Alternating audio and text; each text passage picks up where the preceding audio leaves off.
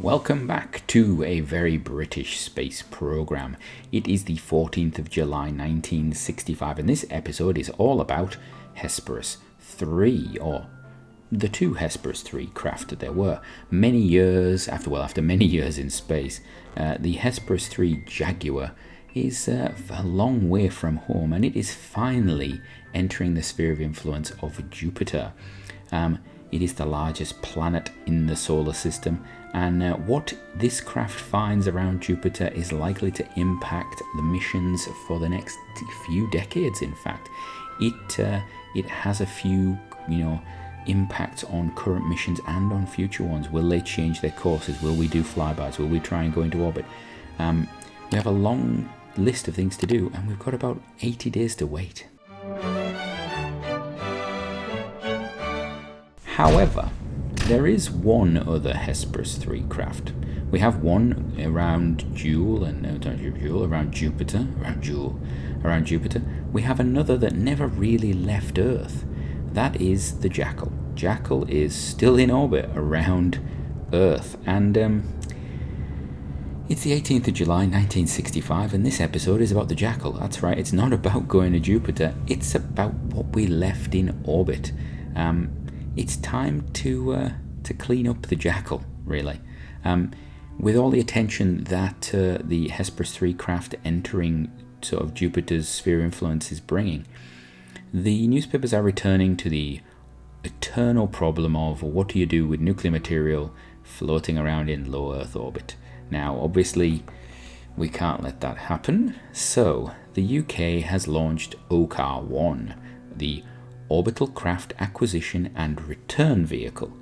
You can see here it is one of the rare launches that we actually have a Trident 2 launching from Australia. Normally Trident 2s are pretty much focused on launch from Spade Adam. This will not, however, be the last Trident 2, White Trident 2, to launch from Australia, but that's another reason entirely we'll get to in the future.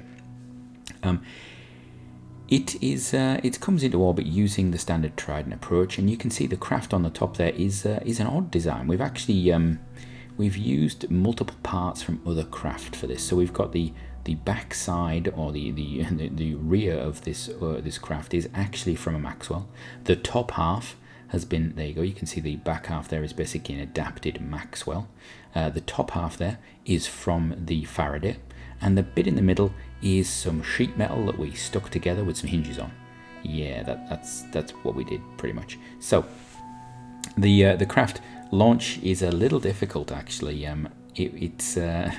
We have a slight issue with control upon launch, which is partly due to the fact that we may have miscalculated some of the fuel loading, and so we end up having difficulty, and flight control requires the flushing of a little tiny smidgen of our fuel from our engine supplies, and it's not a problem. It's just a small, tiny little smidgen of the fuel to be removed. Obviously, it's a tiny amount, which is just enough just to bring it underneath our controllable mass so that our RCS can kick in. And there we go. You'll also have noticed that inside the craft is a new invention of the British. It's the claws. We are going to use this for hopefully grabbing our target craft. Now, we're in orbit with the OCAR.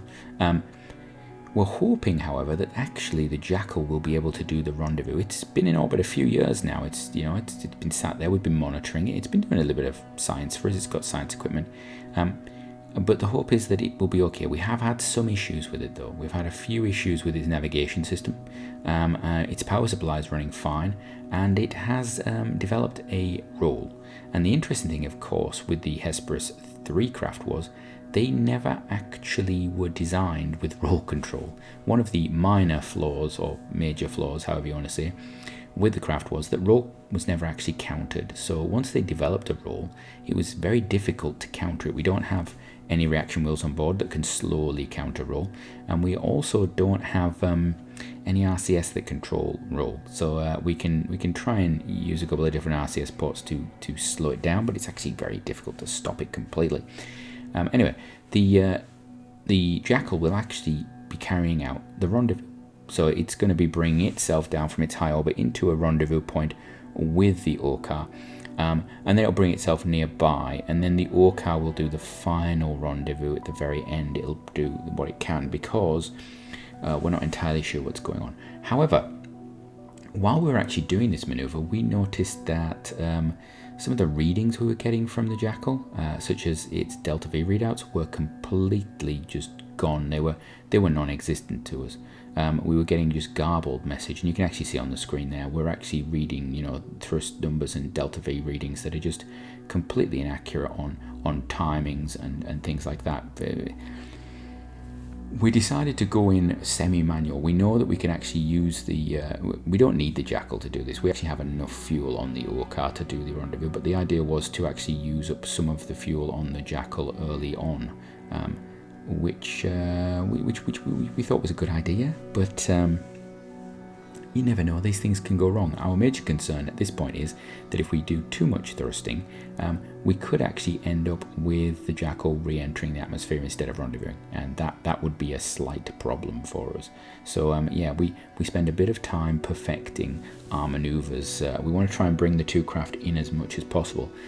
One of the big reasons for using the Jackal for this is that it has that big row engine on the back. So when we're bringing the two craft together, we can actually get a really nice close rendezvous using that row engine, because it can stop the craft or slow the craft down so quickly compared to what we have on the ORCAR.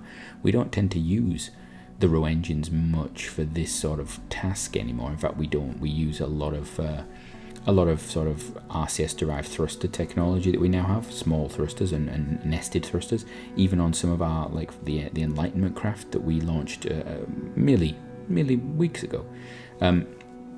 They actually use clusters of thrusters instead of a single main engine, just because we find that the efficiency for us is just as good. The row engine is not as good as it used to be in comparison. So there we go, firing the row engine, bringing us down into an interaction there, and you'll see again our readings are all over the place for the actual delta V. We're actually reading as 10,000 delta V requirement and things like that, so it's actually making the control systems difficult to manage. And yeah, it's not brilliant. It's not brilliant, but we struggle through and get to a point where we can actually carry out a rendezvous with these craft. Yeah, in reality, I should have actually, I did try reloading, and this error continues. So it seems that there is an internal problem with the Jackal that is concerning, because if that problem persists with the Jaguar, we might lose a Jupiter mission, which is concerning. So this is another reason why we actually did as much as we did with the Jackal. It allows us to learn, after how long it's been in space and so forth, what we're likely to expect from the Jaguar. Obviously the Jackal has been closer to the Earth, but then that means it's potentially experienced a lot of long-term electrostatic radiation, all sorts of things like that. We do expect that the Jaguar, when it arrives at Jupiter, is going to experience a lot of interesting phenomenon like that as well, though. So it might give us a sort of comparison there. So here we are. We're just going to bring the two near each other and hopefully zero out the actual the relative velocity as much as possible. And of course, we've now got experience with docking and rendezvous quite considerably. We've had three space harbors. I almost said stations. I'm turning into an American. 3 space harbors up for a while now, and we've had craft visit them, we've had automated docking with all this. This is not vastly difficult for us, although the role that this craft has is going to pose us a challenge. And you can see there we've got a lot of overcompensation with control systems and things like this. This craft is showing its age, shall we say. It doesn't help that the entire procedure is happening on the dark side, because we're like doing things on the dark side of the Earth there, just to make the view even less appealing. So there we are. We're basically doing this, and one of the big problems is we find it very easy for our RCS to basically be wasted by a lot of different things. So what it's decided to do is we're gonna actually position the Jackal on the normal, just like we would with one of our stations. If we were docking to a docking port, we're going to put it on the normal, and we're going to let it spin on the normal. That's what we're going to let it do, because we think we can grab it while it's spinning, and that's That's going to be the challenge for us. So the OCAR is now ready. OCAR is ready to approach, and its aim is just going to be to get as close as possible to the Jackal.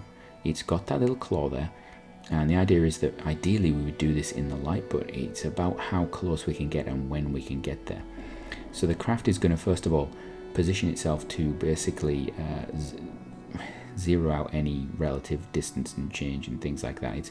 It's going to try and approach a little bit. It's going to apply a little bit of thrust just to try and sort itself out a little bit. We want to try and basically get as close as possible. So you see there, we're actually balancing out our nearest approach. We're actually sort of doing a second round of approach mechanics there, thrusting using the RCS, and we're monitoring where the nearest approach is. We don't want to have to use our main thrusters. That's not what we want to do.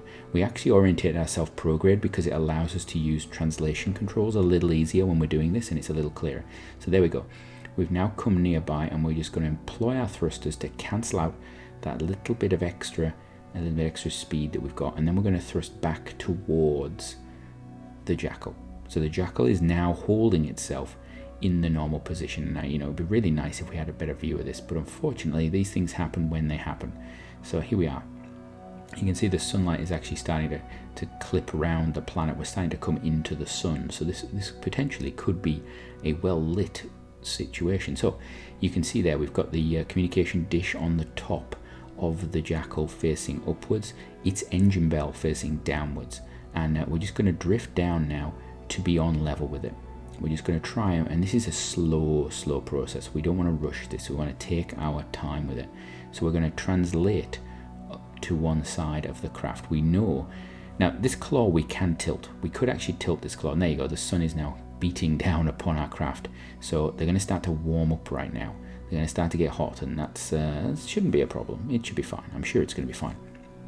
So we're just going to bring it down, and we're trying to do this in one move. We do not want to waste time on this. We also know that we can't afford to hit any of the nuclear material, and you can see there just how big the OCAR is, just how big our craft have become in comparison to that original vehicle. That original probe was actually a large, heavy probe. It was one of our heaviest probes when it was created, and it is dwarfed by the OCAR. So there we go, the OCAR's got it, and we just missed. And now we're going to have to go again.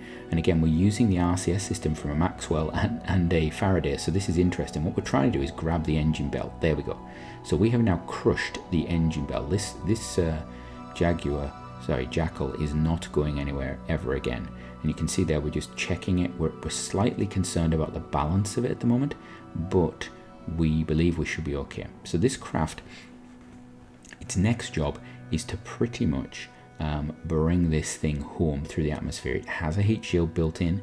There is some concern. We haven't tested this, but you don't really get to test this process, do you? So we basically have emptied, we at this point emptied all of the tanks from the Jackal. The Jackal is empty. We've got its weight held up at the top there, but we've fixed it as best we can. In an ideal world, we'd have sent a crew up to do this, but we cannot risk them around those nuclear areas, shall we say. That would be the worst thing we could possibly do, is have a crew member come down and have radiation burns all over them from trying to handle something that we're trying to recover. So this is the best we could come up with. We're going to come down, and we're using that Maxwell lower section to just now orientate ourselves, and we're going to do a little bit of a burn, and we're going to bring ourselves down, and we want a reasonably gentle re-entry. We're hoping to just we're just hoping to slow it down a little bit into the atmosphere and just drop it down. The spin, of course, wasn't a problem. In the end, we actually caught the craft quite nicely. In reality, what actually happened was the spin actually allowed our claws to really grab into that engine bell, and the engine bell sort of twisted around them, and it became much firmer because of it. So there we are. We've now decoupled the sort of thrust section of this craft to unveil the heat shield, and now all we've got is a little bit of RCS fuel in the bottom of the craft there that's going to help maintain orientation. So we don't have any thrust forwards backwards really anymore. We've just got that orientation control, and that's firing crazily because of course our payload is slightly off center, which should not be a problem. This should be fine. There shouldn't be at all a problem with this. we're not at all worried. We're using the Faraday's heat shield, its upper section. This is pretty much a Faraday, but without the capsule. And that empty craft, that empty Jaguar, you know what? Not a problem. It actually weighs less than the Faraday capsule. So in reality, this should not be a problem. We're using parachute systems that are completely normal. It's not a problem at all, is it? So it's going to come through and we're going to have a little bit of re-entry heating, nothing major. You know, this is just a low Earth orbit re-entry. We're used to this now. We've got the technology going. The reaction control systems are just going to hold us because we're just a little concerned that we've developed a little bit of roll that we didn't have again. So that's a concern. We seem to have regained roll. And of course, this does not have roll control, and neither does the craft inside. And then we've also got a bit of offset a bit. We do get a bit of heating on the heat shield, but nothing major. And then something goes. We have a problem where the heat has just gone straight through the bottom of the craft, and then we've lost signal. Signal is just gone. We lose all signal. So, as the world wonders what happened to the Jackal, rumours start to spread, and there's something about other countries taking it. We're not quite sure. So, until next week, have a great one.